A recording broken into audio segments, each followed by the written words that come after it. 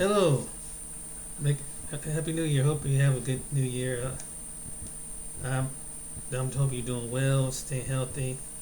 Well, I wanted to make a video this year, starting in 2023, and this one is going to start out talking about the topics I've been talking about before on Umar Johnson.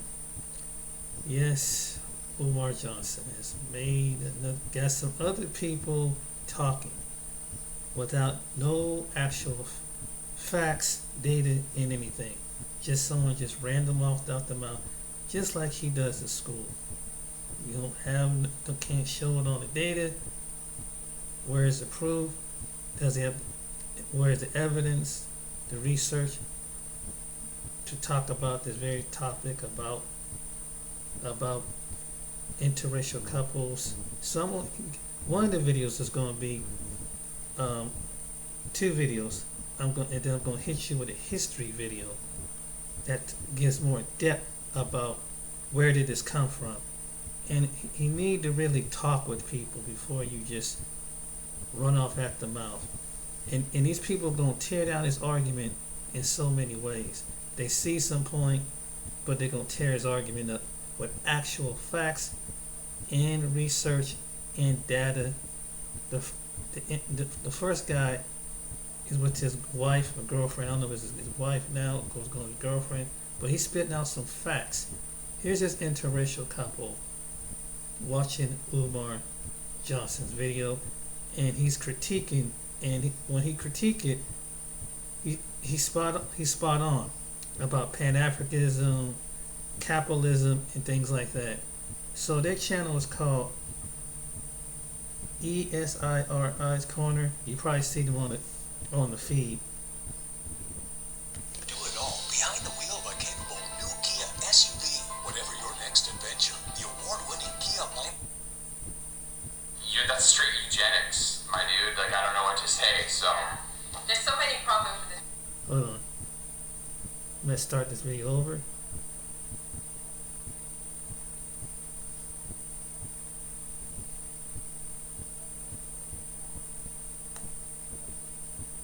Economic.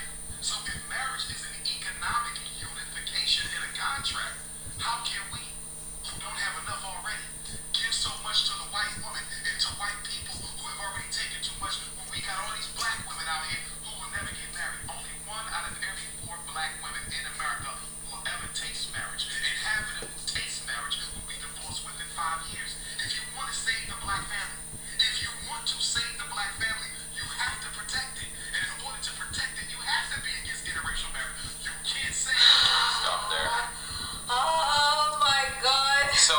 So this video, I'm gonna try my best. Obviously, there's gonna be things in this video that, like, as a white dude, are just not in my lane. Doesn't Okay. pertain to you or Yeah. your place to Not talk my about place to it. talk about it. Not my issues. Yeah. However, he started the video off with saying, "Oh, people are gonna call me Black Hitler." Okay, Hitler was a Nazi. He's a fascist and a white supremacist. Well, an Aryan supremacist. You know what? White supremacists and Aryan supremacists, you know how they frame all their arguments about protecting white people and white families and white white culture. Yeah. So maybe he's not Black Hitler. I don't know this dude, but I think when people are calling him Black Hitler, they're trying to say, "Hey, my guy, you're using fascist arguments." Same ideology. Yeah, everything. you're literally using arguments like, we have to save black people by segregating black people from, and it's, so I can see why people would be like, "Yo, dude, that's like straight up what Hitler said about, like, we have to preserve Aryan bloodlines and stuff." So anyways, you want to say something? No, let's continue. Okay. family, but I don't have a problem with interracial marriage. Interracial marriage is eliminating the black family because it is not providing our women with enough available and able black men to be their husbands. So you're right. It's not just white women. You just feel white women, Asian, everybody. Nobody should be marrying out the race because there's political consequences. DJ Envy, I'll give you one right now. Naomi Osaka. Oh my god. Okay. Prepare yourself, people. He's about to go on the whole rant about Naomi Osaka. Fasten your seatbelt. Oh, I lost brain cells listening to this part of this video. with you, I'm not gonna lie. Right, the tennis sister, Naomi Osaka. And the Naomi, I love the sister, right? She knocked off the greatest of all time, the GOAT, in Serena. But guess what? Who is she representing in the upcoming Olympics? Is she representing Haiti? No, she represents Japan. So here you have a half African sister, excuse me, an African sister. There's no such thing as half African. Our genes are dominant. So you got an African. So, because he said there's no such thing as half African because our genes are dominant. Here's my problem with that. I always watch a lot of videos randomly. Sometimes it pops up on my feed about like what's it called, biracial children saying how they cannot be one and be the other. People have to make them choose. It's things like this, right? Because personally, some people are gonna come for me, but I think biracial kids are not one race. They're a mixture of two races. Yeah, well, Yeah, that mixture of two races. So they cannot be white, neither can they be black. They are their own race, if we want to say it like that. And eliminating one side of biracial kids that have black parents, I think it's really rude on the biracial kids because you're like telling them this is who you are when that's not who they are, right? I don't know. That statement just kind of irks me in a way. Well, I think there's two things there too. It's like, let biracial people identify how they want to identify. If a biracial person is like, I'm black to the core, or like whatever, or if they're like really white passing and they decide they just like that should really be up to the person. The other thing, what is our genes are dominant? What does that mean? Like genuinely, what does that mean? See, and this is another problem with these kinds of videos are really effective because people watch them and they get all hyped up with his passion and whatever. Yeah. Like even videos I like, you get all hyped in, but people say stuff like, he says our genes are dominant and he just accepts that to be true as a given and moves on. But there's like 100 questions there. What genes are you talking about specifically? What does dominant mean? What does that He said the African gene. Yeah, what does that mean? Dominant. So I guess you say brown eyes gene? What do you mean by the African I think the gene that gives you the melanin. I don't know anything about genes. Exactly, but if you just gloss over that sounds like, yeah, our genes are okay. But what does that mean? There is no African gene. Like, white supremacists have been trying to prove there's a genetic difference between white people and black people for like 300 years. Because if you could prove conclusively black people have these genes and white people have these genes, racism would not only be much easier, it would also be like kind of scientifically accurate. Explainable to an And I think extent. that's his data There is too. no African gene any more than there are European genes. Now there are genes that are more pronounced in black white people, and or white like, people. for example, brown eyes and Blue or eyes. or whatever. Yeah. But there's no African gene. And again, if there is, my guy needs to tell you what that is, because again, this is another important part of his argument. His argument is that mixed race kids are black because they have African genes which are dominant. But if you're not going to explain to us what African genes are or why they're dominant, then your whole argument doesn't make any sense at all. Anyways, so let's keep going. Where are we at? 2:35 in the video. I don't think we're going to watch the whole thing. We're going to wrap it up. Your sister with a Japanese mother, and instead of going back home to your father's blood, Haiti, to represent the Africans in Haiti, you're instead going to represent the Japanese who've never done anything for black folks and are part of the Trilateral Commission with the American white power structure. But who taught her to play tennis? Did her Japanese mother teach her to play tennis, or did her black Haitian father teach her to play tennis? Her black Haitian father taught her to play tennis. It's the African DNA. It's the African ancestors in that girl that's responsible for her tennis success. But instead of representing us, she will represent the Japanese. Well, I says what you got to deal with when you make mixed race African children. Okay, just to bear you guys the sorrow, he basically also went on just saying, like putting the whole how Naomi Osaka can make Asia a better country if she represents Asia. I hope I'm pronouncing Haiti. Sorry, not Haiti. Haitians are from Sorry, that's what I was like. I'm not pronouncing it wrong. He went on to put it on Naomi Osaka's shoulder that the whole problem of Haiti, whatever they're going through, Naomi can solve it if he plays tennis with them. Yeah, so we're not going to show them that part of the And video. that part is really long rant. Okay, yeah, that's true. So He went on a really long rant about this, and I want to spare you guys the deets about it. So, yeah, in that, it's a really weird thing he says where he's basically like, he basically tries to imply, and like, we'll link the whole video so you can watch it, but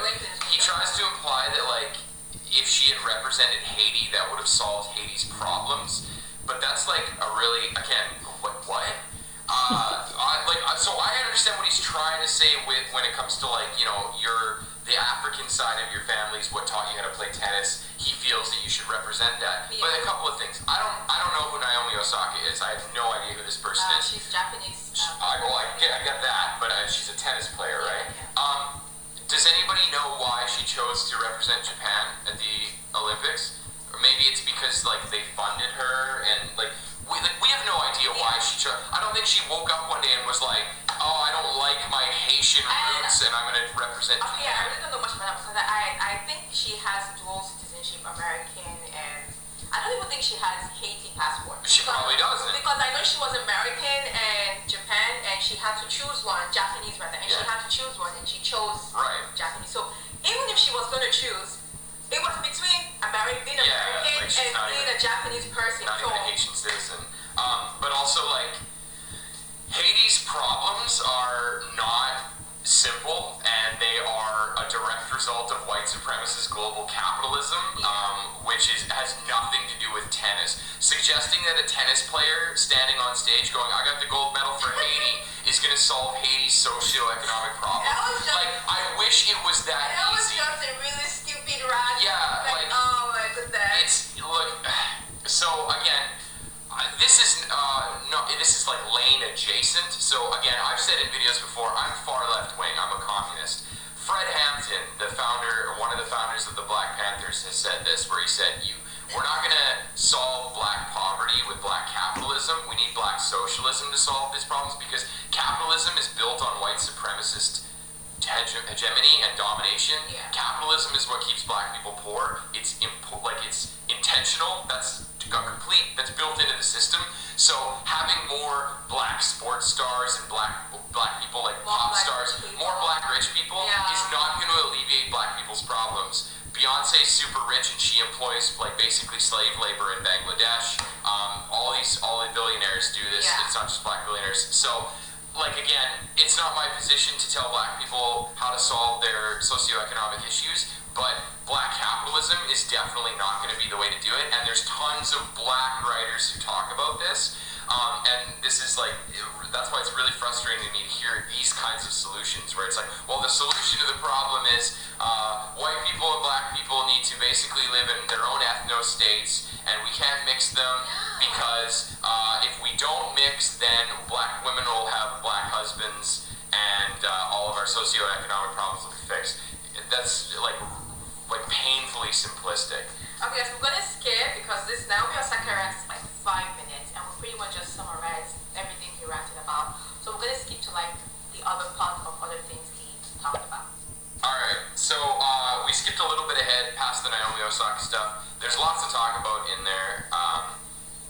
There's lots of things in there that I just think are just like factually incorrect, and coming from an outsider's perspective, this really just sounds like a dude wants to put a woman down. He keeps saying like, I'm not knocking her, he's very much knocking her.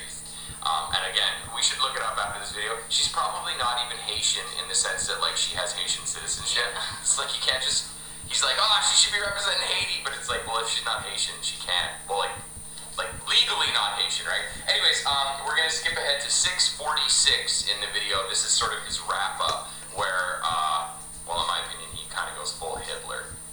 But it does not benefit the black community to be having all these mixed race babies who are not loyal to us. I have nothing against mixed race. Because you're fully African in my Yes, he opinion. does. I'm gonna ask you that. I have no problem with mixed race African. I Yes, he cherish does. all black people. I don't care if you're from Africa, because I'm a Pan-Africanist, so it's all one family for me. I don't care if you're in the Caribbean, Brazil, Europe, Australia, the continent, Canada. Two things.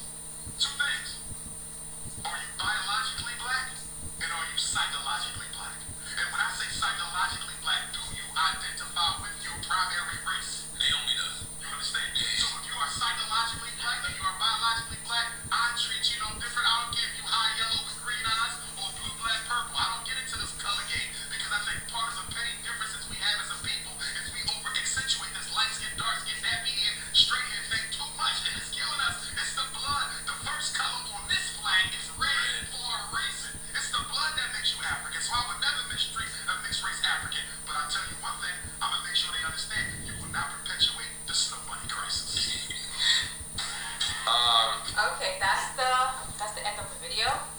Let me spit What out. is Watch this. primary African? What did he say?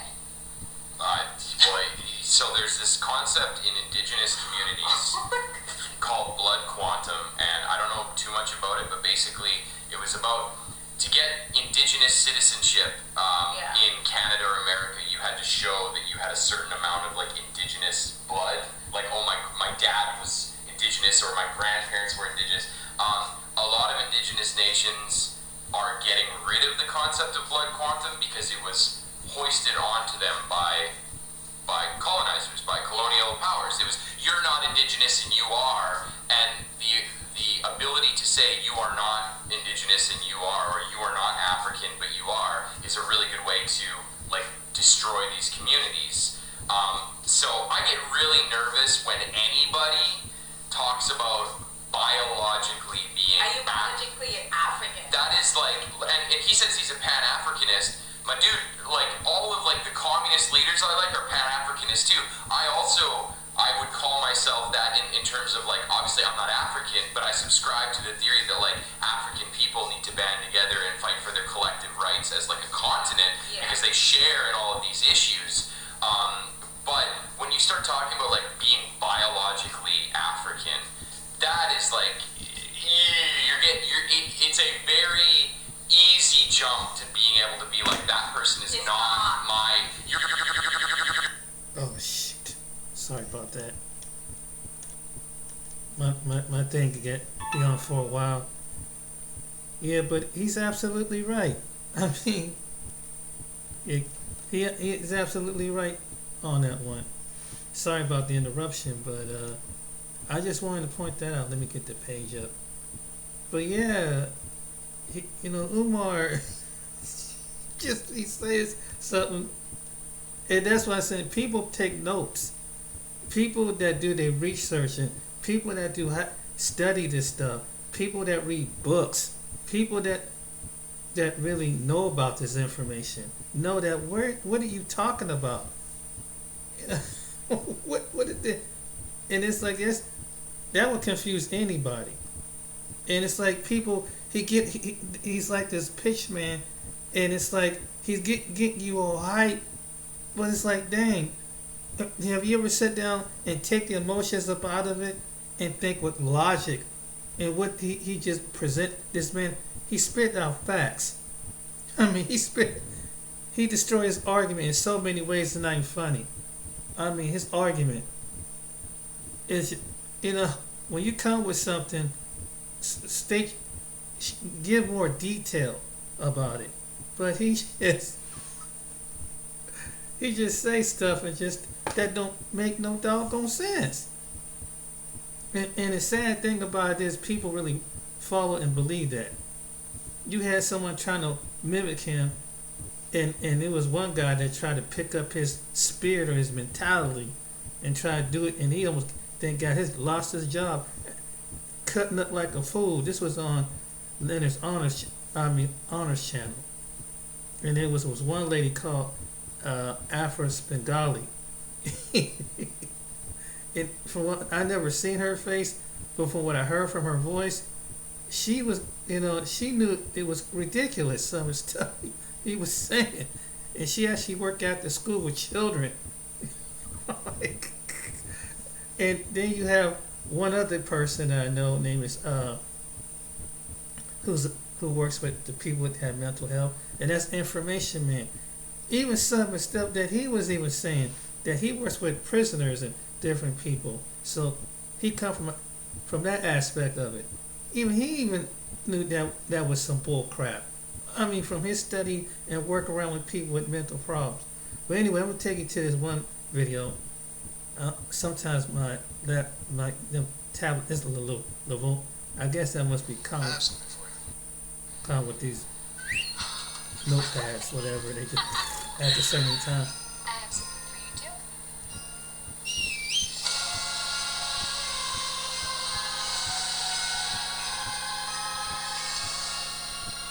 Just announced in time for the holiday. Get 1.9%. Let's get that commercial. Alright, what's going on, my social media family? So today I am making a part 2 video of my response to Dr. Umar Johnson. specifically addressing interracial marriage, his views on interracial marriage. So I'm just giving a response. So my response is a little bit different. When I respond, it's not to challenge, debate, or condemn Dr. Umar's views. It's more to ask questions, get a deeper in-depth understanding, and also present another perspective that Dr. Umar might not be aware of himself. So I'm going to give you this new perspective, and I hope this reaches you. I am hashtagging you, by the way, on your channel, and I hope it reaches out. So let's get into it. So Dr. Umar made a comment about interracial marriages from African diaspora people, and basically he's saying that they do not gain his respect because they cannot be for the Pan-African movement that he presents if they're marrying someone who is not African. So I think his views are applicable to people that are celebrities and people who have a mentality that they've adopted, unfortunately, of self-hate. So while what he speaks does have some validity, I do not think it's applicable to every single African diaspora person in a intimate relationship with a non-African diaspora person. And I'm going to give you one of many specific examples of how this is true, okay? So before I begin, I'll repeat, Dr. Umar Johnson, I do agree with you when it comes to celebrities and when it comes to the average common person that has adopted the self-hate mentality that has been instituted, unfortunately, with African diaspora people. There are some people who go out and date another culture and they do it because they're condemning their own, because they had one or two bad experiences and they hate everybody. That is not right. That is not fair. And I do agree with you, Umar Johnson. The self-hate type of people, need to understand that's not cool and that's not right. But when it comes to people who do love themselves, I believe you can love yourself, love your culture, and still take a stand, for what you believe in culturally while you're intimate with a non-African diaspora person. And I'm going to give you a real life example of how so. Now, let's take a military family, okay? Military kids do not have the same type of upbringing as a civilian kid. And what I mean by that is military kids it's natural and custom for you to relocate consistently in the first 18 years of your life. So when you're born in a military family, you might be born in another country, spend time in that country for some years, and all of a sudden your parents get orders to relocate to either another country or back to the States and move from state to state every so few years, right? So what that does is it exposes you to different cultures, it exposes you to different people and different tax brackets. You'll see poor, middle class, rich, and you'll see all kind of cultures. So you have a more open mind. Now, I'm not saying every military kid has an open mind, but the vast majority of them do, all right? So if you take this military kid, let's just say you have a kid who meets that's African diaspora male and meets a non-African diaspora female, right? Or vice versa, but let's take the male for your argument's sake. And him and this girl grow up together. They start playing kickball, freeze tag. Now, as kids, it's fundamentally, they're not known about a lot of the stuff in the world regarding interracial marriage or racism. Because as kids, they have an innocent nature just by natural, being born. They play kickball, they play freeze tag. It's not until they're taught by adults who have those views, and then when they instill those views in those kids grow up with it subconsciously, and then it starts to come out as they're older. But before they're rooted with that stuff, kids are naturally just playing kickball. Nobody cares about what color you are. Nobody cares who you like or who you have a crush on. All they are is just playing. They don't care about status. Kids don't even have the maturity to adjust to that. So my belief is, if you take a military kid who's fundamentally just naturally playing with people based on their values, right?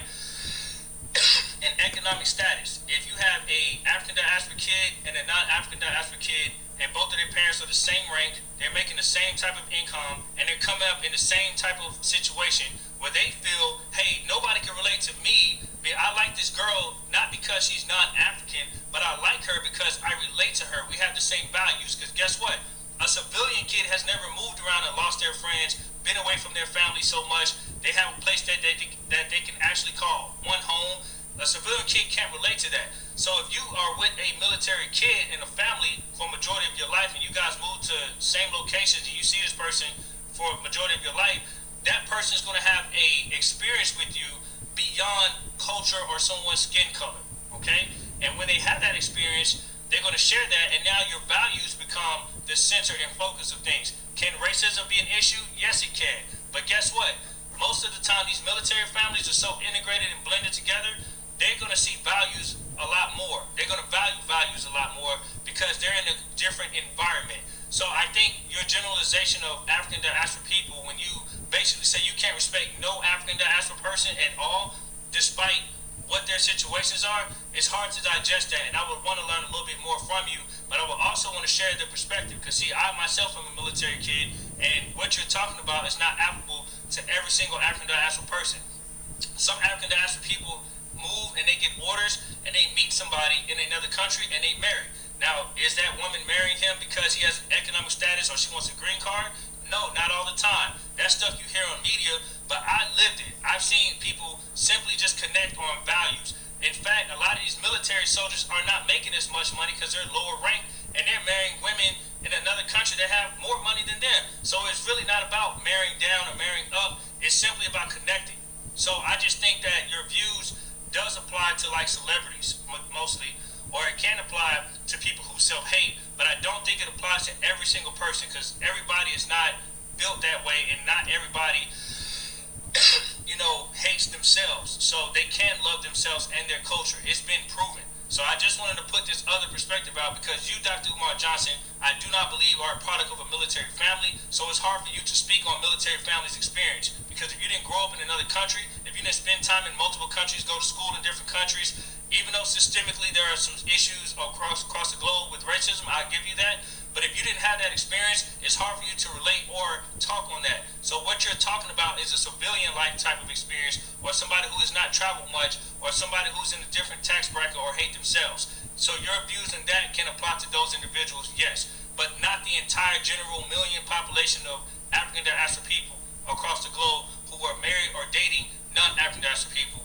It's hard to understand that. It's hard to receive what you're putting out here and say that all of them hate themselves and they can't earn your respect. So I hope this video gets to you. I will elaborate more on those experiences. I just named one. I have 1,000 that I can name, and it'll be challenging, I think, for your views to sit in with someone who comes from that type of tree. So I hope this video reaches out to you, man. I would love to have a conversation with you. I do think a lot of your views and a lot of the work that you're putting in are good stuff, and I certainly respect it. But some of your views, I feel like you're generalizing a little bit too much. So, in certain specific topics that you bring up. All right, I hope this video gets to you, man. Many blessings.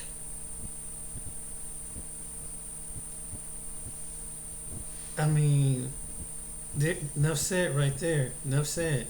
Now, they brought out facts, experiences.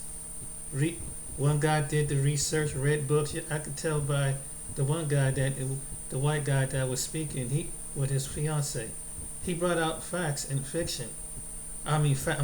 Facts, all the facts he was saying. And if you would do your research, blacks and the diaspora are not the same. Are not the same. And you're trying to get this global unity, and you got to get to know the people and understand why they think the way they do. You have to understand the problem before you just put everything to collectively, and that's just from your warp of experience. And it's bigger than what you imagine. Somebody maybe in America, maybe can have a similar experience, but maybe in England it may be almost the same, but it may be adjusted different. Somebody in England can have something different from someone in Australia. Someone experienced in Australia, it could be similar, but it could be something redefined over in Canada. You just can't lump everybody in the same category. And this is exactly what he did. And if you're going to make that assessment, I'm going to show you take you to a video that gives you the history of, and this person's channel is called Crayon Scribble. It gives you the history of interracial relationship. It gives you it got 3 parts to talk about interracial relationship. This is from a historical point of view. So anytime you're making statements like that, go research and check. It's right there. When don't just spit things out. If it was like, if you like a Umar Johnson, don't just spit things out and don't have no facts or research.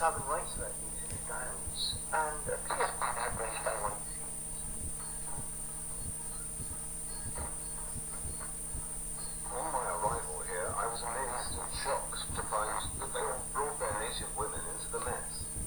The talk centers around sex and money, and is always connected with some type of pornography.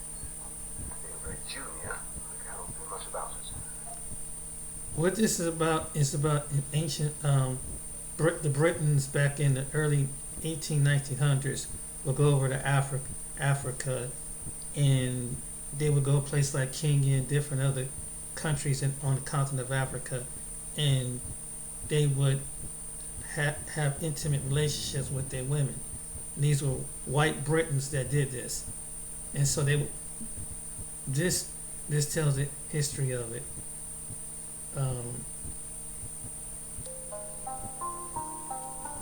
I'll bring it more at this part.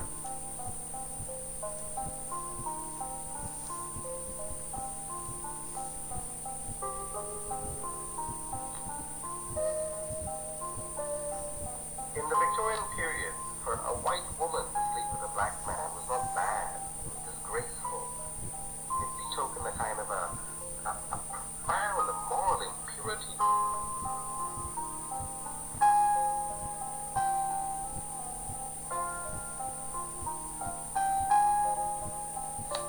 People would have been physically disgusted, in public anyway. But in private, they would have loved just hanging onto the bed to see what was going on in the bedroom. In 1899, this taboo around interracial love was about to be broken. The savage South Africa show had arrived in London. Topping the bill was a troupe of strapping black actors reenacting the African wars of the 1890s. Britain had seen nothing like it before. Semi-naked, black flesh on show. It was the hottest ticket in town. And 30,000 people flocked daily to Earl's Court. Many of them were women. And it wasn't military history they were interested in. Society were, it's very unusual to see naked male bodies in this way. And it began to be noticed that large numbers of white women were going in and associating with the word with the Africans there, becoming too intimate with them, and this caused considerable alarm. Today, women still go to strip shows and fall and scream and try to pull off people's underpants and so on. In the Victorian period, there was no other forum for them to express their own inner desires. Going to the African shows was certainly one legitimate way that women could quietly enjoy the possibilities of illicit and forbidden sex, where they could see black bodies naked, glistening, feathered, and phallic. The sensation of the show was Peter Longula. He was a warrior with a noble demeanor, a stunning physique, and a great way with feathers. He became an instant sex symbol. Peter Longula is an enigma. He was mission educated, and he had, if you like, acquired the ways of the white man. He had ceased to be, in the way South African terms, a raw Kaffir, as they were called at the time. He identified with white values and white culture. He had some huge star in the white arena.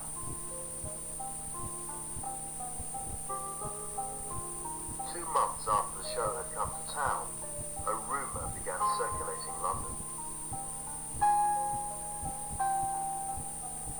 Peter was getting married.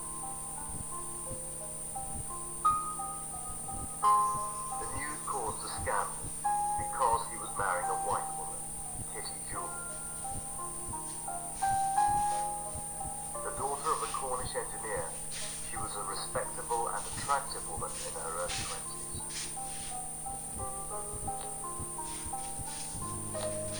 Kitty is obviously remarkable.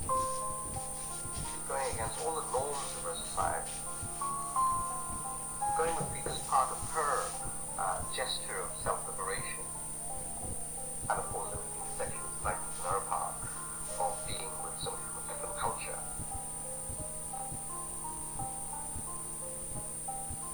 Kitty inaugurates a whole tradition, which is still alive today, of white girls going off with black men against the norms and the expectations of their communities and their families, etc. Kitty and Peter's relationship was a tempestuous one, full of arguments and reconciliations. But it was also a passionate one. Kitty called Peter her demon. Kitty broke another Victorian taboo, sex before marriage. She moved into a London flat with Peter before their impending wedding day. I think what you can see in Kitty Jewell are elements of what was known as the New Woman of the 1890s. She went where her feelings, her passions, even perhaps her sexuality took her, and that might take her in this sort of direction of what would be rather an unfortunate liaison with an African. The Black Peril had now firmly taken hold in Britain, and the newly emergent popular newspapers, the so-called Yellow Press, went into a frenzy of indignation. The evening news started saying things like, there is nothing more disgusting than the mating of a white woman and a black savage. This is touching a nerve, touching a raw nerve. A white woman is in danger from a black man. Several priests refused to marry Kitty and Peter. Kitty's mother objected to the marriage. But the lovebirds remained undeterred. And finally the time came. It seemed true love had triumphed over Victorian bigotry.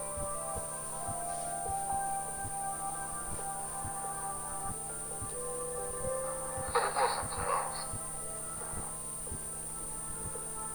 Within months of the marriage, the strain of living a forbidden love started to show. The story of Kitty Jewell and Peter Gill is rather like one of those movies about runaway lovers. There's always a point when reality descends. Kitty confessed all to a local Manchester newspaper in a classic kiss and tell. I can't stand the locals and the way the crowds of people gather around and stare at me. I had to remonstrate with them.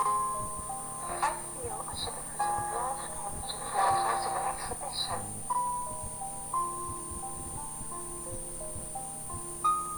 Like many people in mixed-race relationships today, society's disapproval was too much for Kitty.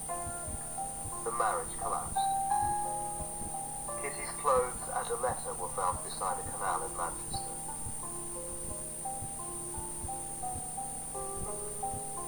It seemed she had committed suicide.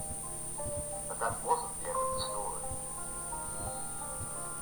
2 years later, she turned up in a divorce court, suing for divorce. And the judge said, "What do you expect, is it? Marrying a savage?" Peter remarried, again to a white woman, and became a coal miner in Manchester, where he died. Kitty was never heard of again. He married another white woman. Damn. Relationship was very difficult, if not impossible, for them in the He kept up his preference. where they were constantly reminded that they were savage and civilized, that they were abnormal, that they were stereotypes. It was very difficult for them to escape stereotyping.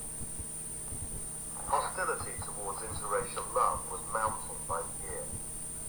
It was fast becoming the symbol of everything late Victorian Britain most feared: decadence, moral corruption, and imperial decline. If you look at the literature of the area, it's riddled all the time with threat, menace, fear of the outsider.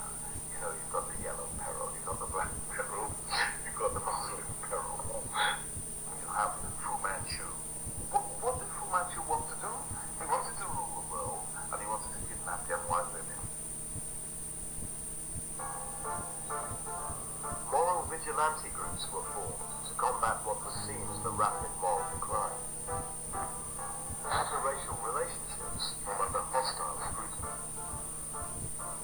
And instead the National Vigilance Society, whose prying eyes were monitoring every move of the small population of African students in British cities. In 1907, Thomas Hill wrote to the Colonial Office complaining about Edinburgh student Bendali Omani. Dear Sir, regarding Bendali Omani, I'm at the present engaged in the work of undertaking to suppress as much as possible individuals in various vile activities in the public parks of this city. The above mentioned is a Negro from Lagos, whose manner of life has been observed by me for many lengthy months. I know a mass of information which I must tell you.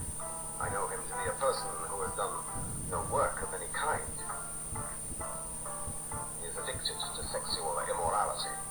The whole of this summer is spent in the parks, on the hunt after women and rich-looking persons of both sexes. 2 weeks ago, on 2 separate occasions, he importuned a young girl of This respectable guy got too much position on his whom I hand, know don't he? well for an Why is he immoral looking at a... purpose. Why would they do that back Hill was clearly a then? rosy and sanctimonious peeping Tom. But that's not how the Colonial Office saw it. They investigated the possibility of deporting Omani, but found he had committed no crime. Omani left Britain after he finished his education. Hill would have to find other things to do in the bushes. It shows the level of, if you like, almost paranoia that could exist amongst some individuals or some organisations about the possible relationship that might develop between especially African men and British women. To see them having relationships of equality, as it were, was something which undermined this whole colonial order, the whole political order. As the First World War came and went, the moral majority was losing its grip. There was now an enemy within. White women were starting their own sexual revolution, daring to express their interracial desires. The key to understanding this new mood lied in some of the popular novels women read. They were called desert romances. Later immortalized in Rudolph Valentino films, they were full of hot, dusty, interracial sex. Sadly, they are all now out of print.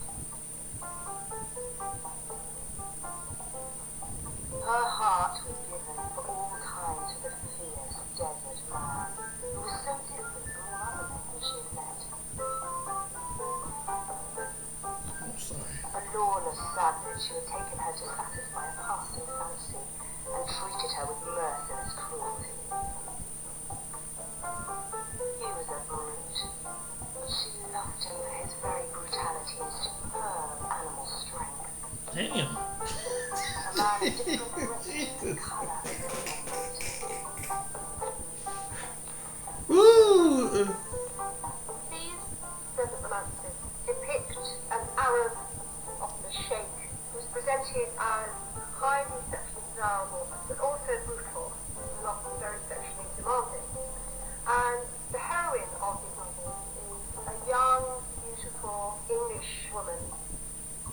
One crucial feature in all these, she's sexually inexperienced, and he awakens her sexually.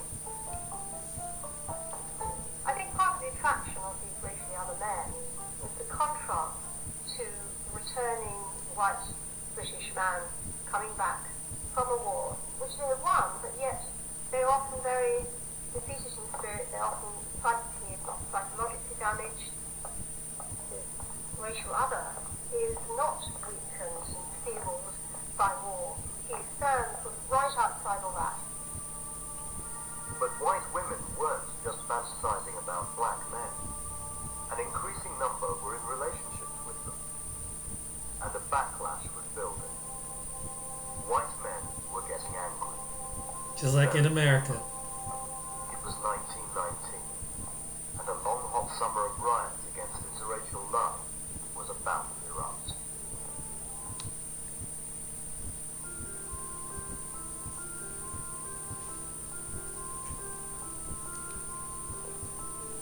By the early part of the 20th century, an estimated 20,000 non-white immigrants had settled in Britain's old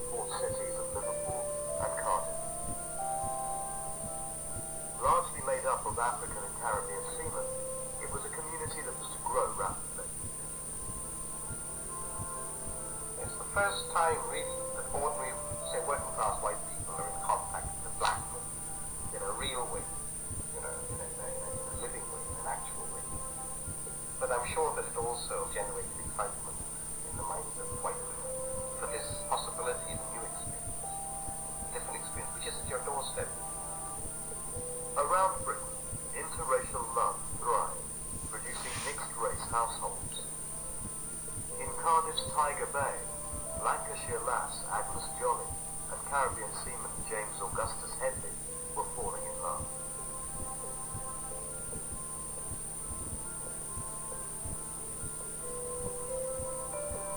My mother lived in a convent. She was a rather shy woman.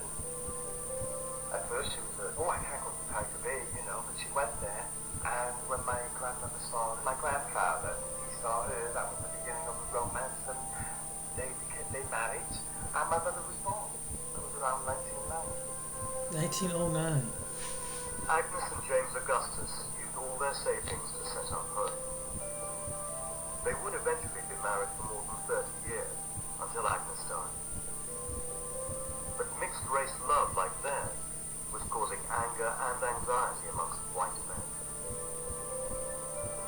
I think white men were very disturbed when they saw white women with black men, and this particular case, of course, in 1919, when white British men being mobbed, coming back, finding not only that they have no jobs, but that their, quote-unquote, women are having relations.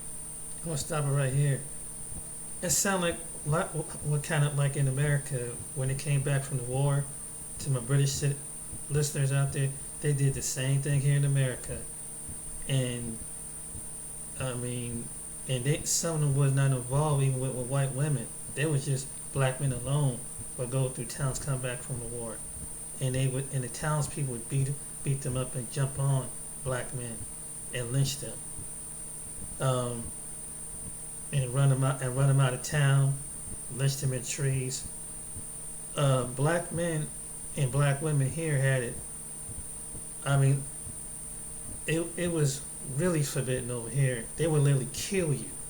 In America, they would literally kill you. They would lynch. They would take the black man. If they suspected that would happen, they would take him out in the woods, lynch him, and cut off his genitals. Then they would take it as a souvenir. America did this during your time. To my British listeners out there. So, and even though that they didn't like it over there, but they should be. I mean, even though some of them got beat up and ran out, but over here, this was a whole different monkey over here. This was evil to its core on the American shores when it came to interracial relationship. Yeah, they did. Oh my God, they did some things, man, and that's why I say you couldn't imagine the brutality. And to my British listeners out there, black and white and others, you wouldn't begin to imagine. That's why it was literally, they would literally destroy you over here. And they, before they destroy, they torture you to death. Yeah, that's something in American history they don't tell you that about. But some interracial couples encounter that here. And this is before the 1967 Loving case. But yeah, they would. But during those times of slavery, they would raise the children, and then the children that were from both races, they would kind of put them over the darker slaves. So they put a big resentment between biracial children and their offsprings of slaves. And so they did this here on the shores of America. So, but yeah, but wow, I didn't know that your history went back with Britain that long. That Lisa kept up, even though that the white men over there didn't like it, like the white men over here didn't like it. But it was. But that one situation, that they would literally lock you up and put you in jail for 5 or 10 years here in America. If you had an interracial relationship and it was forbidden against the law, you were put in jail and prison over here in America. Yeah. Even though we have a similar to your country with different ethnic groups of people, when it came to the black men and some black women, I don't know if they punished the white male as harshly, but when it came to the black males, it's like they did things worse than you would do to a cow or a horse. I mean, it was. And so I want to come in on this one, and that's facts. From what I'm spit to you is actual facts that happened here. Yeah, that was that channel called Crayon Scribble.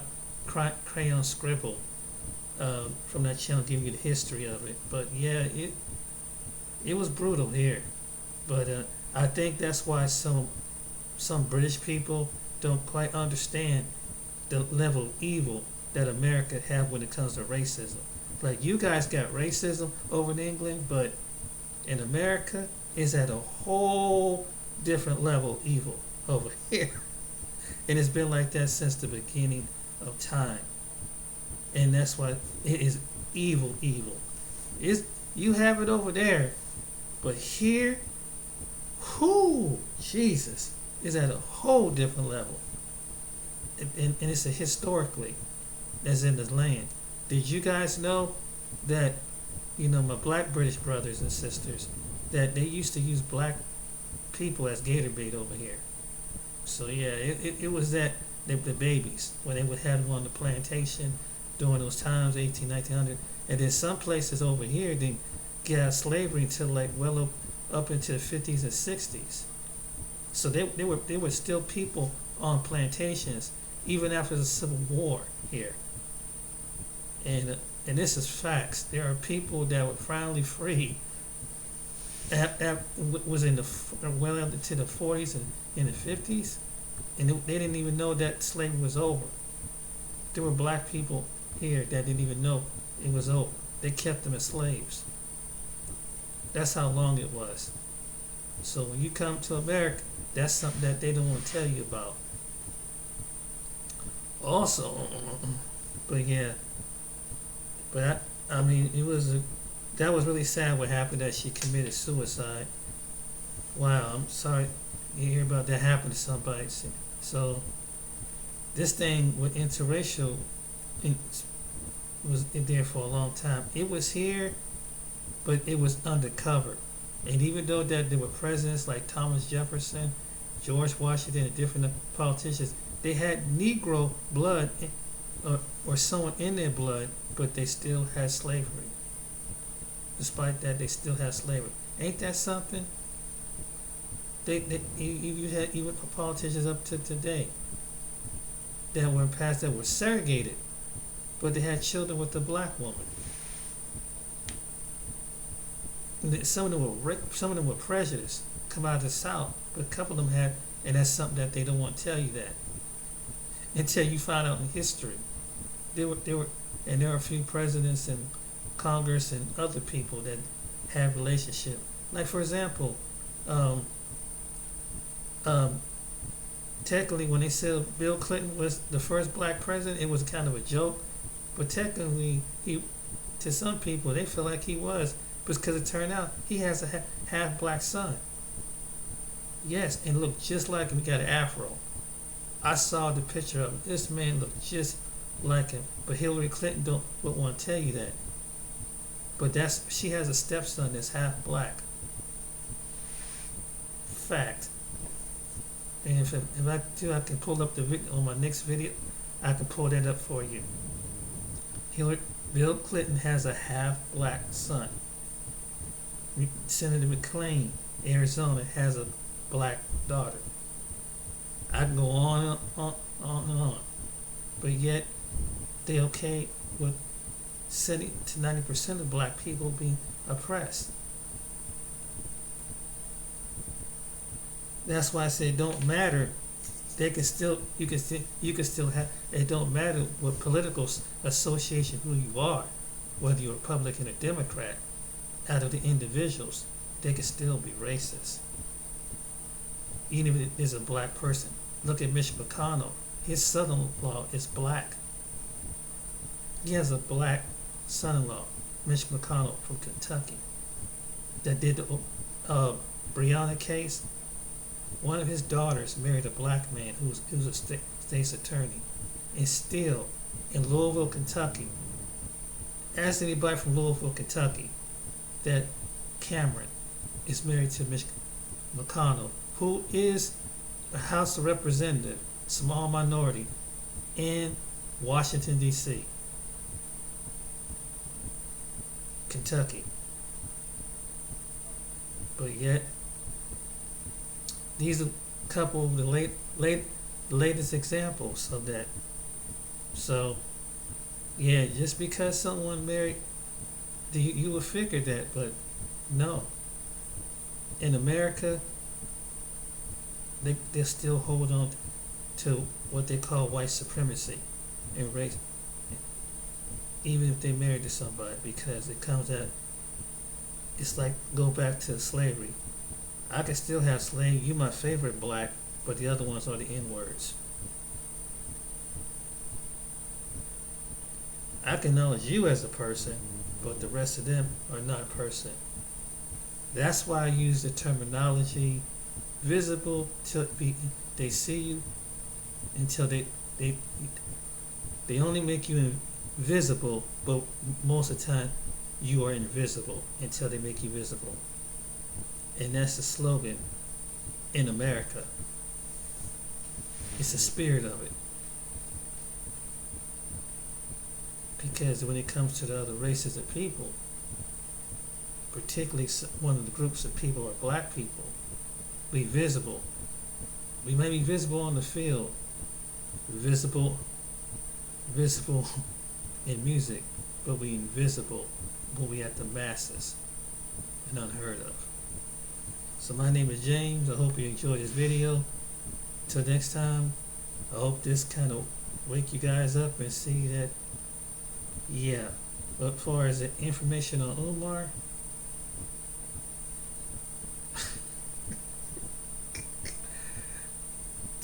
if any of his listeners come across my video, don't get so emotional.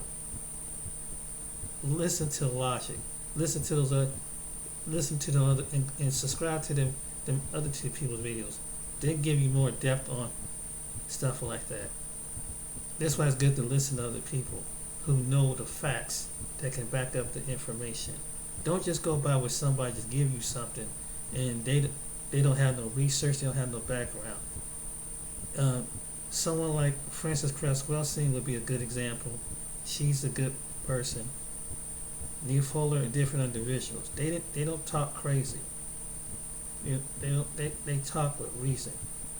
John Henry Clark talk with reason. He's a proud black man, but he talk with reason. Umar don't talk with reason.